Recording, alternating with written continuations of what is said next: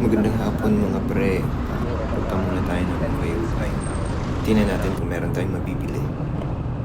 So kapag napapagod na ako mag-edit guys, pupunta talaga ako ng mga ukay-ukay.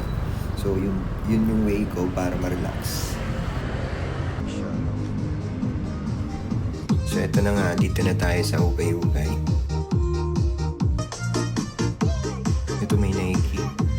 Ganda pa nito. Hindi ko siya pinuha.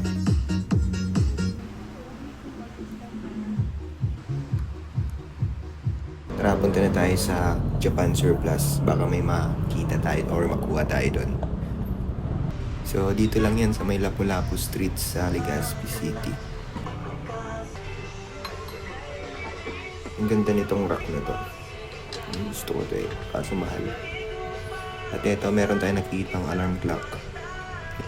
Kaso walang takip sa likod. Pero, kinuha ko yun guys.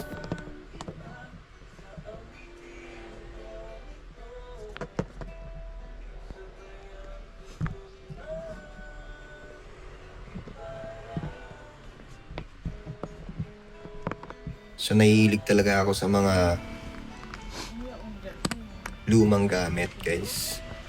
Siguro ito yung talagang trip ko sa buhay. Ito, siguro babalik na ako sa pag-fishing.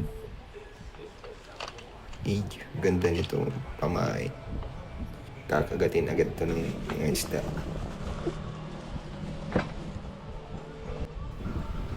So yun lang muna guys. Pinakita ko lang kung anong ginagawa ko kapag pagod ako mag-edit.